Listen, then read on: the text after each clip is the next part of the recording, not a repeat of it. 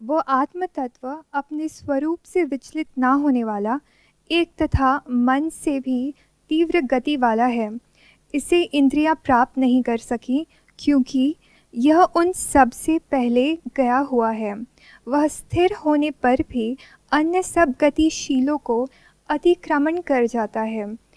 उसके रहते हुए ही वायु समस्त प्राणियों के प्रवृत्ति रूप कर्मों का विभाग करता है।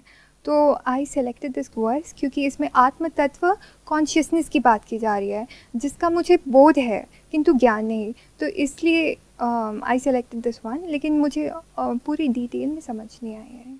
आपने जो वर्ड सिलेक्ट किया है ये है ईशावास्य उपनिषद से, जिसमें कहा जा रहा है वह आत्म तत्व अपने स्वरूप से विचलित ना होने वाला। आत्म तत्व, आत्मा मतलब मैं, सेल्फ, तत्व मतलब दैट सब्सटेंस, यानी कि आत्मा is not an abstract concept जैसे कुछ लोगों को लगता है, क्योंकि हर जगह क्या कहा गया कि वो इंद्रियों से परे है, मन से परे है, बुद्धि से परे है, शरीर से परे है। तो सबने क्या इमेजिन कर लिया कि उसको तो रियलाइज ही नहीं किया जा सकता, कि वो है ही नहीं। इट्स लाइक एम्प्टीनेस, शून्यता है। तो लोग शून्यता में जाकर के अटक गए। उन्होंने अपना एक एब्स्ट्रैक्ट कॉन्सेप्ट बना लिया नथिंगनेस का, और सोचने लग गए कि वो ही आत्मा है। तो उसको डिस्ट्रॉय करने के लिए क्या कहा जा रहा है, वह आत्म तत्व। तत्व मतलब जैसे जिस चीज का कोई चीज बनी होती है, जैसे कोई मिट्टी की चीज बनी हुई है तो उसका तत्व क्या हो गया, मिट्टी। कोई चीज प्लास्टिक की बनी हुई है तो उसका तत्व क्या है, प्लास्टिक। ऐसे ही आत्मा का तत्व। तो आत्मा is not an abstract concept, आत्मा इज नॉट नथिंगनेस, आत्मा इज नॉट अ थॉट। और ये किस बेसिस पे बोला जा सकता है, जब उसका बोध किसी को हुआ हो। बोध मतलब एक्सपीरियंस। बट ये कंफ्यूजिंग क्यों हो जाता है, उसका एक्सपीरियंस तो होता है but there is no experiencer there. तो लोग इसलिए इमेजिन करने लग जाते हैं कि उसका एक्सपीरियंस हो ही नहीं सकता। तो लोग क्या करते हैं, इसको बहुत ही कॉम्प्लिकेटेड तरीके से प्रेजेंट करते हैं। तो जो सुनने वाले हैं उनके माइंड में यह बैठ जाता है कि अच्छा आत्म तत्व है, लेकिन वो तो कुछ बहुत ही मिस्टिकल होगा, या हमारी रीच से बहुत दूर होगा, या कुछ ही लोग हैं, कुछ संत महात्मा हैं, उनको तो एक्सपीरियंस हो सकता है, हमें कहां हो सकता है। तो ये एक्सपीरियंस हमारी रीच में है ही नहीं, बट है, दैट इज प्रूवन, तभी उसके बारे में बात करी गई है। अगर होता ही नहीं तो उसको तत्व नहीं कहा जाता ना। बट मजे की बात क्या है, आत्म तत्व कहीं दूर नहीं हो सकता, क्योंकि आत्मा यहां है। आत्मा मतलब मैं यहां हूं, तो इसका मतलब तत्व भी यही है। मैं क्या गुजरे हुए कल में हूं, आने वाले कल में हूं, या अभी हूं, यही हूं। तो अभी यहीं पर वो तत्व भी है। अब उसके बारे में क्या कहा जा रहा है, वह जो आत्म तत्व है वो अपने स्वरूप से ही, स्वरूप यानी उसका जो रूप है, विचलित ना होने वाला है। मतलब वो विचलित नहीं होता है। जैसे फॉर एग्जांपल हमारी जो ब्रेथ है, थॉट में चेंजेस होते हैं तो ब्रेथ विचलित हो जाती है, ये शरीर विचलित हो जाता है, मन विचलित हो जाता है, बुद्धि विचलित हो जाती है। तो सब कुछ विचलित होता है इस पूरी दुनिया में, बट आत्म तत्व विचलित नहीं होता है, ये कहा जा रहा है।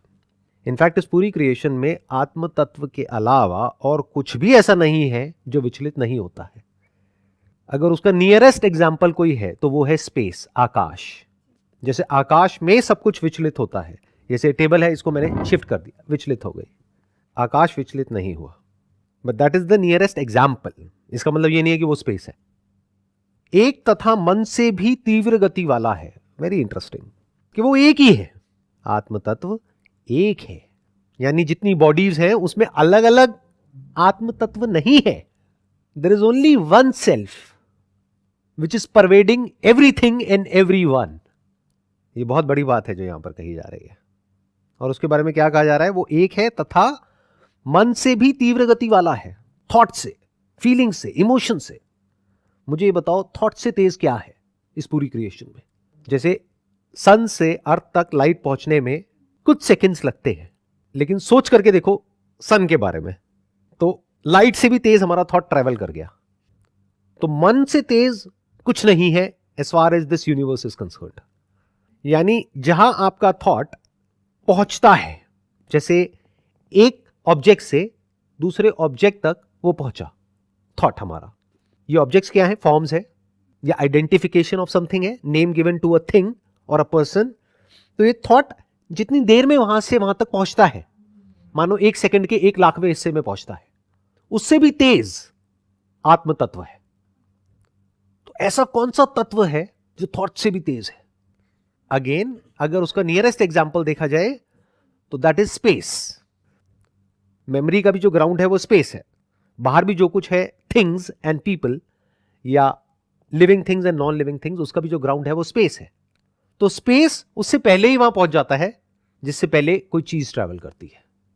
तो इसका मतलब क्या है कि जो आत्म तत्व है that is all pervading, that is everywhere. इसका यही मतलब हो सकता है और कोई मतलब है ही नहीं। इसे इंद्रियां प्राप्त नहीं कर सकती, मतलब जो हमारी 5 इंद्रियां हैं, 5 सेंसेस हैं, वो उसको प्राप्त नहीं कर सकती इन द सेंस के उसको होल्ड नहीं कर सकती आत्म तत्व को। जैसे our eyes can be hold a form, our ears can be hold a sound and remember a sound. जैसे कोई गाना सुना तो उसको हमने वापस से अपनी मेमोरी के थ्रू रिप्रोड्यूस कर दिया, इसको बोलते हैं प्राप्त कर लेना या अंदर स्टोर कर लेना। तो आत्म तत्व को अंदर हम स्टोर नहीं कर सकते क्योंकि स्टोरेज सिर्फ फाइनाइट का होता है, फॉर्म का होता है, लिमिटेड किसी चीज का होता है। इन्फिनिट को कैसे स्टोर करोगे? जैसे स्पेस है, इसको कैसे स्टोर करोगे? तो इंद्रियां जो हमारे सेंसेस हैं वो उसको प्राप्त नहीं कर सकती, यानी कि उसको देखा नहीं जा सकता है आंखों से, उसको कानों से सुना नहीं जा सकता है, नाक से हम उसको स्मेल नहीं कर सकते हैं, स्किन पे कोई सेंसेशन की तरह हम उसको फील नहीं कर सकते हैं, उसको टेस्ट नहीं कर सकते हैं। तो वो हमारे सेंसेस के बियॉन्ड है, इंद्रियों के बियॉन्ड है। और जो भी हमारी मेमोरी ऑपरेट करती है that is in the realm of जो भी सेंसेस के थ्रू हम परसीव करते हैं और उसकी मेमोरी स्टोर्ड होती है, बस। अब ये बताया जा रहा है क्यों इंद्रियां उसे प्राप्त नहीं कर सकती, क्योंकि यह उन सबसे पहले विद्यमान है।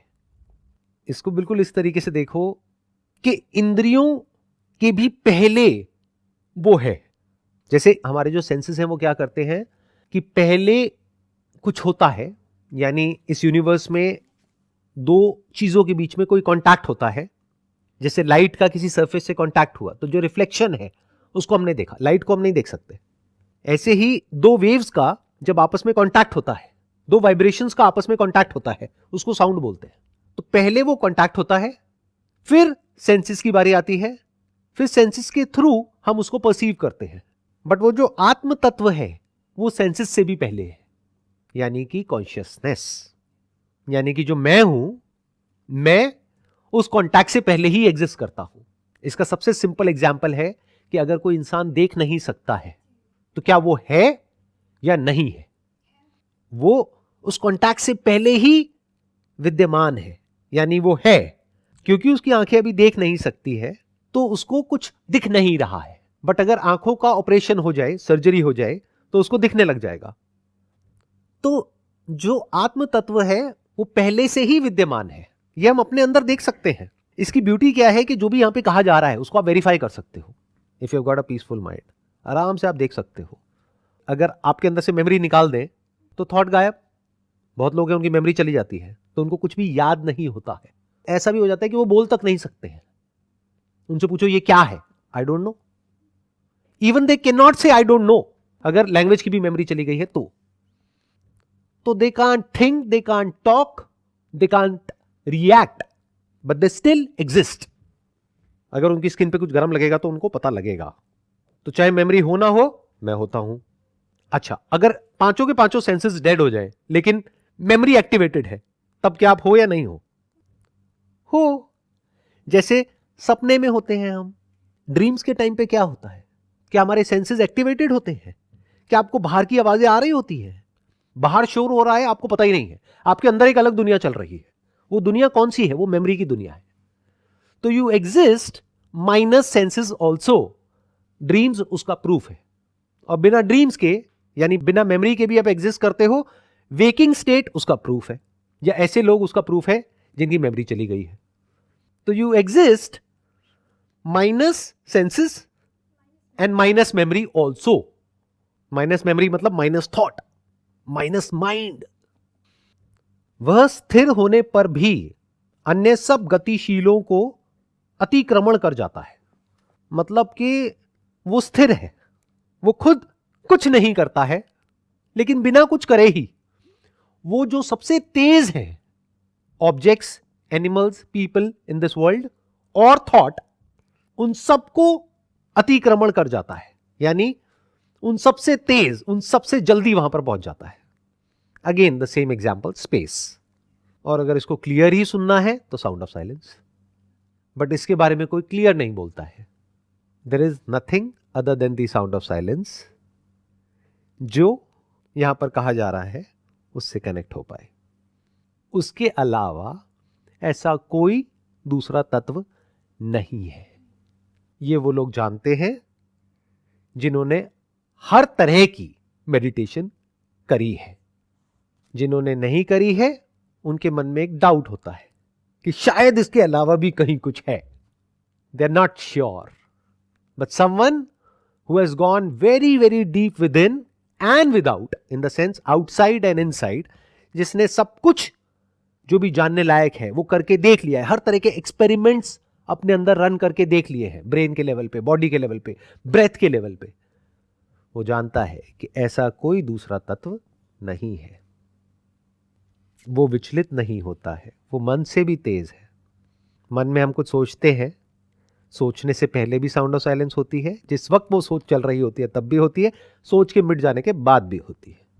वो तत्व पहले भी था, अभी भी है और आगे भी रहेगा। वह स्थिर है लेकिन सब गतिशीलों को अतिक्रमण कर जाता है, यानी वायु से भी तेज है। वायु ट्रैवल करती है, उसकी अपनी एक स्पीड है, विंड की अपनी एक स्पीड है, साउंड की स्पीड है, लाइट की स्पीड है। उसके रहते हुए ही, अर्थात उसी की सत्ता में, वायु समस्त प्राणियों के प्रवृत्ति रूप कर्मों का विभाग करता है। ध्यान से समझना, जो कर्म होते हैं, यानी कि कौन क्या करेगा, कौन क्या नहीं करेगा, वो साउंड ऑफ साइलेंस नहीं करता है। इनफैक्ट साउंड ऑफ साइलेंस कुछ भी नहीं करता है। और ये मैं कह रहा हूं कहने के लिए करता है। इट इज नाइदर करता है नॉर करती है। It is neither female nor male, it is just there. उसके रहते हुए ही, यानी उसकी सत्ता में, यानी कि वो आत्म तत्व की सत्ता में जो कुछ होता है, फिर वो कैसे होता है? जो आत्म तत्व है वो तो कुछ करता ही नहीं है। वायु समस्त प्राणियों के, समस्त मतलब पेड़ पौधे, animals and humans and even non living things, ये सारा खेल वायु का है। आज साइंस भी यही कह रही है। हाइड्रोजन क्या है, ऑक्सीजन क्या है? वायु, एटम्स, सारा उसी का खेल है, वेदर इट इज लिविंग और नॉन लिविंग। तो वायु समस्त प्राणियों के प्रवृत्ति रूप। अब प्रवृत्ति क्या होती है, ध्यान से समझना। वृत्ति मतलब फ्लक्चुएशन, वाइब्रेशन। प्र मतलब आप कह सकते हो सुप्रीम, प्र मतलब आप कह सकते हो प्रायर टू समथिंग, प्र मतलब आप कह सकते हो सबसे पहली वृत्ति या फिर सबसे इसेंशियल वृत्ति, the essence of that thing, जिसको आज साइंटिफिकली डीएनए बोलते हैं। तो समस्त प्राणियों के प्रवृत्ति रूप मतलब हम सबकी अलग अलग प्रवृत्ति है। वृत्ति मतलब जो एटॉमिक स्ट्रक्चर है वो अलग अलग है ना हम सबका। हमारा और जानवरों का और पेड़ पौधों का अलग अलग है। उसके अकॉर्डिंग कर्मों का विभाग करता है। कौन करता है? वायु। ये भी कहना गलत होगा कि करता है, क्योंकि ट्रांसलेशन में ये गड़बड़ हो जाती है। होता है। वायु थोड़ी ना करता है। वायु इज नॉट अ पर्सन जो कि करता है। उसके अकॉर्डिंग, लॉज ऑफ नेचर के अकॉर्डिंग अपने आप वो होता है। यानी according to the laws of the nature, plants एक तरीके से एक्ट कर रहे हैं, एनिमल्स अलग अलग तरीकों से एक्ट कर रहे हैं, ह्यूमंस अलग अलग तरीकों से एक्ट कर रहे हैं। That is all because of what? वायु। उसी वायु को ब्रेथ के स्टैंड पॉइंट से जब हम बोलते हैं तो हम प्राण बोल देते हैं। उसी वायु को मैटर के स्टैंड पॉइंट से बोलते हैं तो एटम बोल देते हैं, अणु बोल सकते हैं। इट डिपेंड्स कि आप वायु को किस स्टैंड पॉइंट से बोल रहे हो। पानी के स्टैंड पॉइंट से बोलोगे तो आप लिक्विड बोल दोगे, हवा के स्टैंड पॉइंट से बोलोगे तो गैस बोल दोगे, विंड बोल दोगे, धरती के स्टैंड पॉइंट से बोलोगे तो एलिमेंट्स बोल दोगे। है तो वायु ही। और वायु में क्यों चेंजेस होते हैं? Because of the laws of nature, यानी कि जब हीट बढ़ती है तो वायु अलग तरीके से एक्ट करती है, जब हीट कम होती है तो अलग तरीके से एक्ट करती है। तो ये भी कोई कर नहीं रहा है, अपने आप हो रहा है। It depends upon a lot of factors. In fact ये कहना गलत नहीं होगा कि everything is connected to everything else. हम क्या गलती करते हैं, हमेशा इन आइसोलेशन चीजों को देखते हैं, क्योंकि हम खुद को ऐसे देखते हैं तो दुनिया को भी हम ऐसे ही देखते हैं। जबकि इस पूरी दुनिया में, पूरे यूनिवर्स में कुछ भी ऐसा नहीं है जो एक दूसरे से कनेक्टेड ना हो। जैसे अगर कोई साउंड हुई, ये एक साउंड हुई, तो इसकी वजह से पूरे के पूरे यूनिवर्स पर असर आया है, बट वो हम देख नहीं पा रहे हैं कि इस साउंड का असर कहां हुआ, कैसे हुआ, किस किस पर हुआ, और जहां पर असर हुआ उसकी वजह से और क्या असर हुआ। होलिस्टिकली देखोगे तो आपको समझ आ जाएगा, एवरीथिंग इज इंटरडिपेंडेंट, इंटरकनेक्टेड। तो यहां पर भी क्या करा जा रहा है, यहां पर भी सेग्रीगेट करके आपको कहा जा रहा है कि वायु, क्या वायु बिना अग्नि के ऑपरेट कर सकती है? क्या अग्नि बिना वायु के एग्जिस्ट कर सकती है? बिना जल के तो कर सकती है। जैसे इस यूनिवर्स में बहुत सारे ऐसे प्लैनेट्स हैं जहां पर जल नहीं है। अग्नि और वायु में जो चेंजेस होते हैं उसकी वजह से जल पैदा होता है। एक पर्टिकुलर टेम्परेचर जब होता है एक प्लैनेट के ऊपर, और वहां पर जो एग्जिस्टिंग कंडीशंस चाहिए होती है वो होती है, तो वहां पर जल आ जाता है। जब जल आता है तो फिर लाइफ क्रिएट हो जाती है। जल ही तो जोड़ता है ना सबको आपस में। तो ये यहां पर कहा जा रहा है कि जो आत्म तत्व है वो स्वरूप से ही ऐसा है कि वो कुछ भी नहीं करता है। जो भी कुछ होता है इस दुनिया में, that happens because of the laws of nature. But आत्म तत्व के होने से, यानी कॉन्शियसनेस के होने से, दिस एंटायर यूनिवर्स इज इल्यूमिन्ड, ये प्रकाशमान हो जाता है। बट जब मैं प्रकाश की बात करता हूं तो वो गड़बड़ मत करना जैसा लोग करते हैं। वो क्या बोलते हैं, आत्मा प्रकाश है। आत्मा एक ऐसा प्रकाश है जो प्रकाश को भी और अंधेरे को भी इल्यूमिन करता है। इसके बारे में कहा जाता है, this is that light which illuminates not just the light but also the darkness. तो this is that light which is called consciousness. इसके लिए एक वर्ड मैंने यूज किया है अपने अष्टावक्र गीता सेशंस में, साइट। अब हम क्या गड़बड़ करते हैं, हम ये सोचते हैं if there is a sight there has to be a seer, कि कोई है जो देख रहा है। इसी को एरर बोलते हैं। और वो जो देख रहा है उसको मुक्त होना है। पहले देखो तो सही कि कोई है भी सेपरेट देखने वाला या नहीं है। मैं को क्वेश्चन करो, मैं के पूरे स्ट्रक्चर को देख लो। अगर उस मैं को आप अच्छे से समझ जाते हो, मैं जो कि सेंटर पॉइंट है हर थॉट का, हर फीलिंग का, हर इमोशन का, हर एक्सपीरियंस का, वो मैं क्या है, अगर उसको आप देख सकते हो तो कह सकते हैं कि आपको ज्ञान हो गया है कि क्या मैं नहीं है। फिर एंड में जो बचा रह जाता है उसके बारे में बोलने की भी जरूरत नहीं है कि वो क्या है। Although I speak about the sound of silence, but that is something which is there when everything else is negated. जैसे मैंने ये शर्ट पहनी हुई है, अगर मैं इसको नेगेट कर देता हूं कि अच्छा इस शर्ट को अगर मैं जला भी दूं तब भी मैं हूं, तो ऐसे एक एक करके step by step, step by step, step by step, बड़े आराम से, कूलली कामली आप एक एक करके जितना भी कुछ है इस यूनिवर्स में उसको आप देख सकते हो कि मैं क्या नहीं है।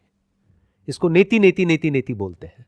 तो जब सब कुछ नेगेट हो जाता है, यानी आप देख लेते हो कि मैं ये शरीर नहीं हूं, मन नहीं हूं, बुद्धि नहीं हूं, तो मैं हूं क्या, मैं हूं भी या नहीं हूं, तो लोग वहां पर जाकर के अटक जाते हैं। वो नहीं तक तो जाते हैं, फिर उस नथिंगनेस को ही मैं समझ लेते हैं। तो वहां पर क्या होता है कि वहां पर जाकर के वो लोग एम्प्टीनेस को ही सच मान लेते हैं। But that emptiness is full of something. What is that thing which is there even in emptiness? जहां कुछ नहीं होता वहां क्या होता है? वहां पे साउंड ऑफ साइलेंस होती है।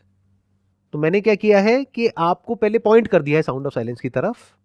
तो आप क्या करोगे, अब आपके पास में दो रास्ते हैं। या तो आप शॉर्टकट मारो, आप सीधा कहो कि हाँ सब कुछ ही झूठ है, साउंड ऑफ साइलेंस सच है। But that is more like an illusion of knowledge and illusion of understanding. It's just like कि पानी की बात करी जा रही है यहाँ पे उपनिषद में। एक तरीका तो ये है, मैं पानी के बारे में आपको ज्ञान देता चला जाऊं 10 साल तक, 20 साल तक, 50 साल तक, बट पानी को कभी टेस्ट नहीं किया है, पता ही नहीं है पानी होता क्या है। और मैं आपको बता रहा हूं कि देखो पानी तो है, और यही है, अभी है, बोल रहा हूं सब कुछ, लेकिन मैं कभी डायरेक्टली आपको पॉइंट नहीं कर रहा उसकी तरफ। तो 99.99% पॉसिबिलिटी क्या है कि आपको ज्ञान तो हो जाएगा, लेकिन उस पानी का कभी एक्सपीरियंस नहीं हो पाएगा।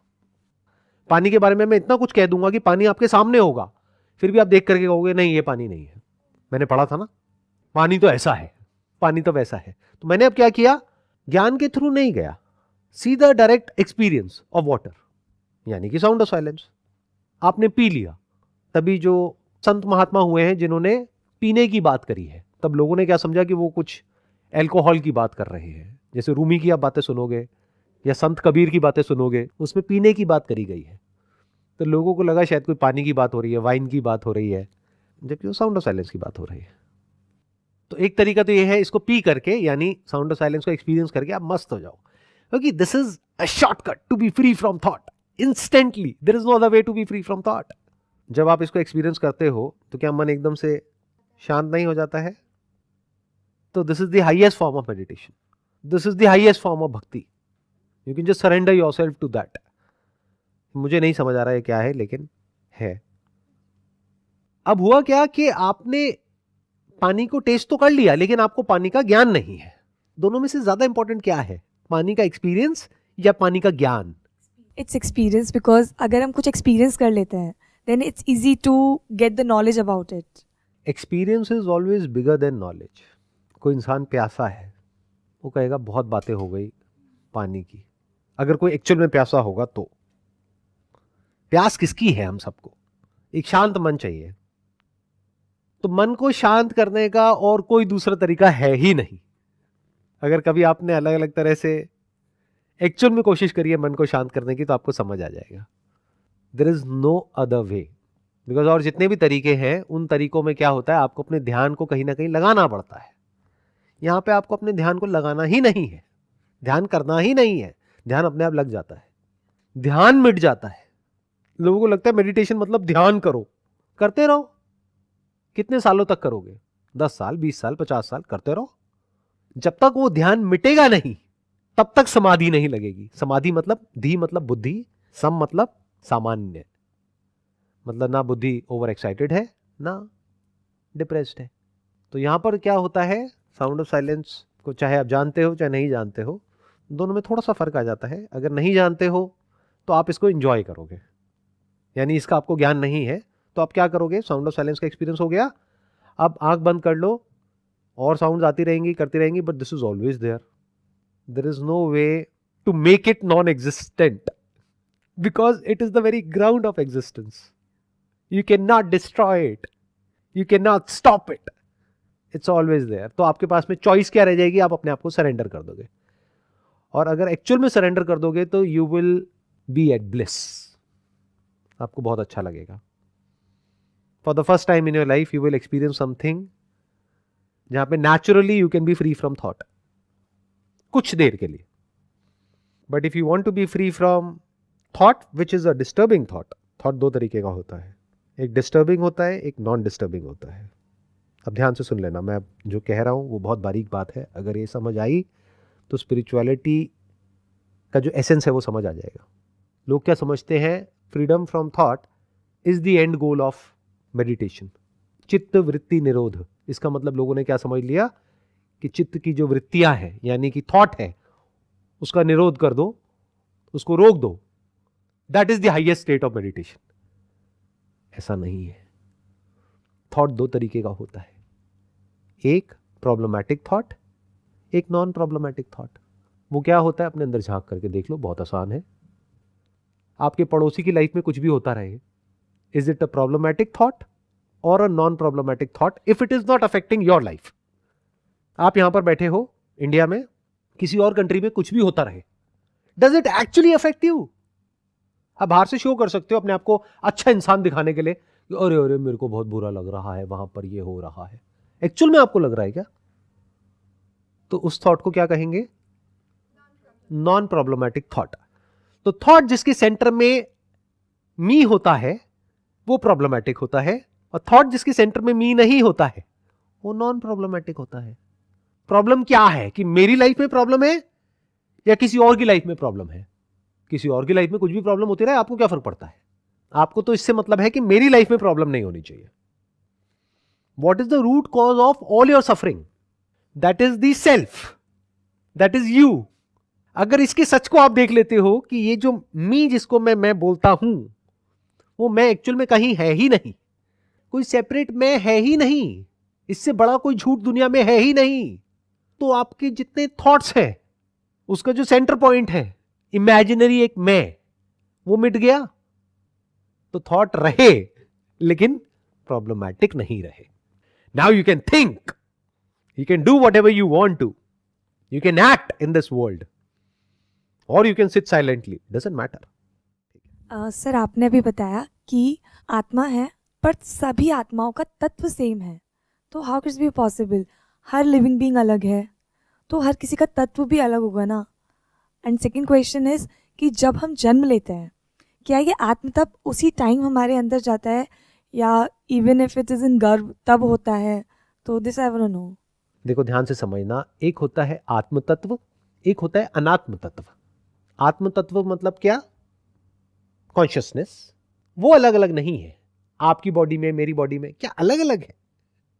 कॉन्शियसनेस चाहे आपकी बॉडी में हो, चाहे एक बच्चे की बॉडी में हो, चाहे एक जानवर की बॉडी में हो, क्या वो अलग अलग है? अगर कुछ गर्म यहां पर टच करेंगे तो उसको भी फील होगा, आपको भी होगा, बच्चे को भी होगा, बुजुर्ग को भी होगा। तो अलग अलग क्या है? बॉडीज अलग अलग है। बॉडीज एंड आत्मा अलग अलग है, तत्व is the same in every body. जब हम तत्व की बात करते हैं तो दो तरह के तत्व हैं। एक है विथ फॉर्म, उसको बोलते हैं सगुण, और एक है निर्गुण यानी फॉर्मलेस। तो जो निर्गुण है यानी जिसकी कोई गुण नहीं है, जिसकी कोई फॉर्म नहीं है, जो फॉर्मलेस है, वो क्या है? आत्म तत्व, दैट इज द सेल्फ। तो जब वो फॉर्मलेस है तो दो बॉडीज में अलग अलग कैसे हो सकता है? जैसे स्पेस, क्या आपके बॉडी के अंदर की स्पेस, मेरे बॉडी के अंदर की स्पेस अलग अलग है? Formless can not be divided. Formless bye it's very nature is infinite. Infinity को जितना भी तोड़ोगे, इंफिनिट ही बचेगा। और तोड़ने के बाद अगर इंफिनिट में से कुछ निकाल दिया तब भी इंफिनिट है, कुछ ऐड कर दिया तब भी इंफिनिट है, मल्टीप्लाई कर दिया तब भी इंफिनिट है, माइनस कर दिया तब भी इंफिनिट है। इंफिनिट कम ज्यादा नहीं होता है, फाइनाइट कम ज्यादा होता है। बैंक बैलेंस फाइनाइट है तो कम हो जाता है, ज्यादा हो जाता है। इंफिनिटी में ज्यादा कम का कोई कॉन्सेप्ट ही नहीं है। तो आत्म तत्व इज इंफिनिट, इज फॉर्मलेस।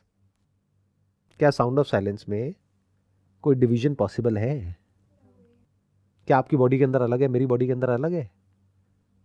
क्या स्पेस आपकी बॉडी के अंदर अलग है, मेरी बॉडी के अंदर अलग है? तो डिवीजन कहां है, किस लेवल पर है? ध्यान से समझना, डिवीजन जो है वो है सिर्फ आपकी सोच के लेवल पर और अपीयरेंस के लेवल पर। अपीयरेंस मतलब क्या? बाहर से जैसे आप दिखते हो और मैं दिखता हूं, दोनों में बड़ा फर्क है। हमारी जो बॉडी कंपोजिशन है वो अलग अलग है। जैसे दो मूर्तियां बनी है मिट्टी की, एक मूर्ति अलग है, दूसरी मूर्ति अलग है, बट दोनों का सब्सटेंस क्या है? सेम है। It is not similar, it is same. That has to be very clear. तो डिवीजन सब्सटेंस के लेवल पे नहीं है, चाहे आत्म तत्व हो चाहे अनात्म तत्व हो। अनात्म मतलब क्या? This body is not me. For example, आप बोलते हो बॉडी मतलब क्या? ये हैंड, तो अगर हम हाथ को काट दें तो क्या आप एग्जिस्ट कर रहे हो? नहीं कर रहे हो। तो that is proved you are not this hand, because you can exist without this hand also. If you say I M these eyes, तो अगर हम आंखों को हटा दें तो तब भी आप हो। तो जिसके बिना भी आप एग्जिस्ट कर सकते हो उसको हम क्या कहेंगे? अनात्म तत्व। उसमें क्या आ गया? बॉडी, सेंसेस, मेमोरी, जिसके बारे में अभी थोड़ी देर पहले हमने देखा था।